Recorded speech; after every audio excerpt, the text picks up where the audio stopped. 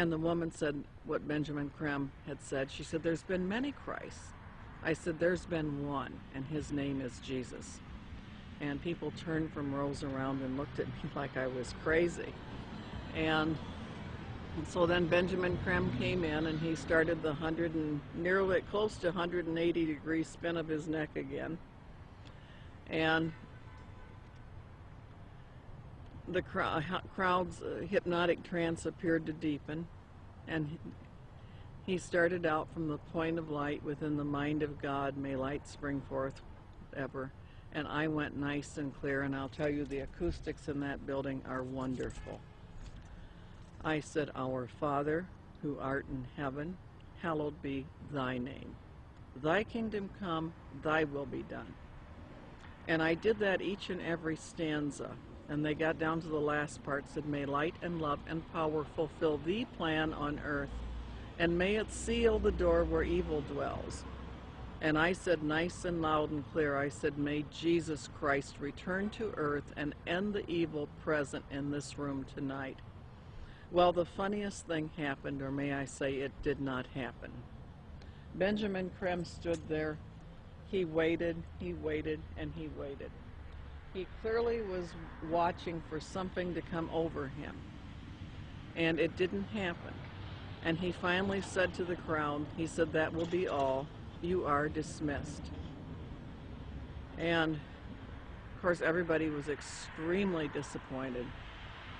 And we went to the door, and I went walking out. I had brought some co-spies with me. They were kind of chickening out at that point and waiting for me. They were afraid of being ripped limb to limb. And I stood down there, and a number of those people knew me, and they were just furious with me. And I stood there calm, cool, and collected, and I said, well, I said, if you're Maitreya the Christ, Betraya the Christ, or whatever his name's supposed to be, we're everything he's cracked up to be, one lousy Christian in there saying the Lord's Prayer shouldn't have stopped him. And Benjamin Creme has never come back to Detroit, although that was probably the most successful night financially and crowd-wise that he'd had in the United States. The following is a video taken in Iraq at a Shia Muslim festival.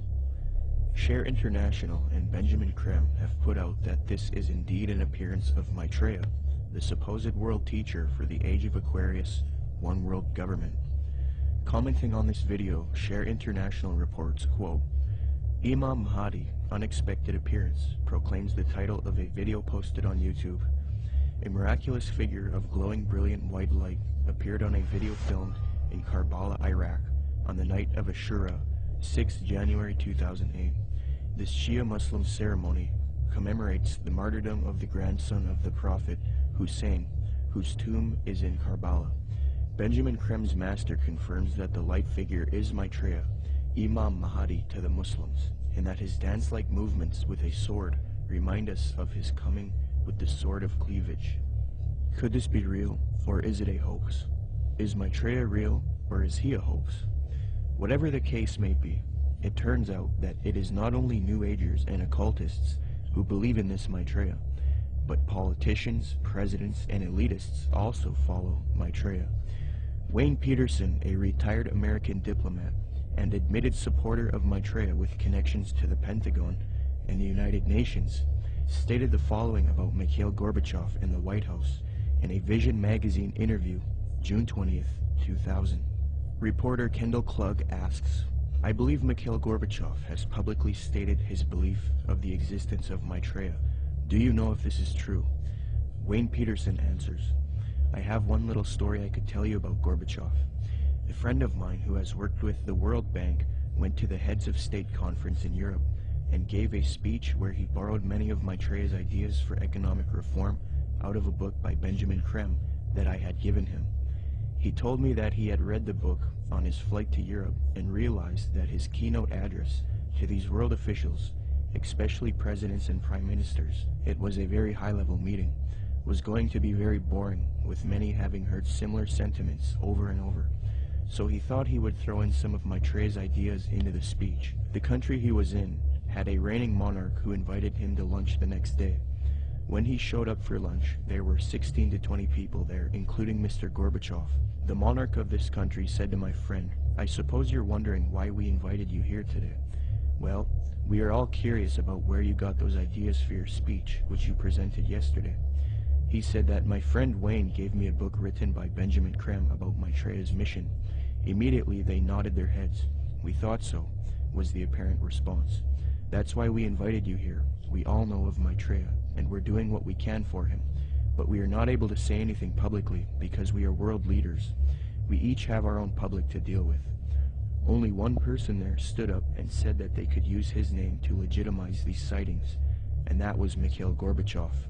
He was the only man in the room who would say, "Use my name if you want." The reporter asks, "Do you think President Clinton has had an experience with Maitreya?" Wayne Peterson: "I don't know if President Clinton has. I believe that former President Bush has. We used to have transmission meditation groups that Maitreya had asked us to do around Washington, D.C. People who were interested in Maitreya and the reappearance story would get together once a week in Georgetown, in the home of President Bush's main counselor at the White House. President Bush came over to this house for dinner one night, and the hostess was in the dining room as President Bush asked her, 'What do you think? I'm running against Clinton in this election. Am I going to win?' She said, 'No, Mr. President, you are not. Maitreya has already said that you are going to lose to Clinton.' Bush never challenged her, but merely said, 'Yeah. He didn't ask who Maitreya was. He was very quiet, and then said, 'I think I've got to go now.' Benjamin Creme has said many times that he had heard from one of Maitreya's associates that Maitreya had appeared to Bush and that they had a discussion in the White House. So that incident with my meditation group seemed to confirm that Bush did in fact know of Maitreya. I do know people in the White House have been visited by Maitreya many times, and the people I'm talking I've seen on the front page of the Washington Post, standing next to the president. In a December 19, 2008 London Telegraph article, Major Media Organization, Mick Brown praises Maitreya and Benjamin Creme, stating, quote, "This week has come encouraging news for anyone with an interest in signs and wonders, or desperate for a chink of light in the prevailing gloom, which probably means most of us. A savior is at hand."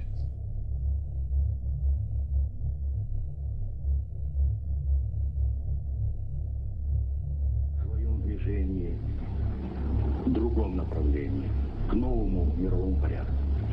I think even that does not describe why the world has changed so much and why the world has turned so much toward a new world order and a new kind of civilization. Maitreya is one of the main Theosophy in Maitreya. The whole UN movement, the whole Lucius Trust movement, world goodwill, they're going out of their way to try to discredit it and say, well, you know, Jesus, all he really was a disciple of Maitreya. He's still a disciple of Maitreya. Maitreya is over him, and Jesus, they believe what happened is Jesus heralded in the age of Pisces.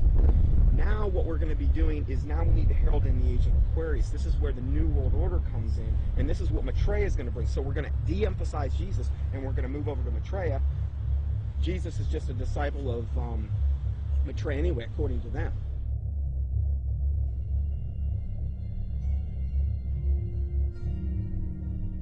In 1919, the Theosophist Alice Bailey was supposedly contacted by one of these ascended masters known as the Tibetan Dijwal Kul. From 1919 to 1949, Bailey would write 24 books, and according to her, she would do automatic writing, a new age way of channeling and letting the force write for you. Bailey would create Lucifer Publishing, which would distribute the works of Helena Blavatsky and the Theosophical Society. She would later change the name to Lucius Trust because Lucifer Publishing was too controversial. Lucius Trust evolved into a large New Age organization, and it is still active today. Lucius Trust is also directly associated with the United Nations. According to the United Nations International Geneva Yearbook 2009, quote, "The Lucius Trust is recognized by the United Nations as a non-governmental organization and is represented at regular briefing sessions at UN headquarters. The Lucius Trust is on the roster of the United Nations Economic and Social Council." Thus, Theosophy and the New Age are now fused into the United Nations, which gives a medium for the New Age agenda to unfold. The aim of corrupt organizations like Lucis Trust and the UN is to create a one-world government, New World Order, which is in accord with the supposed Age of Aquarius.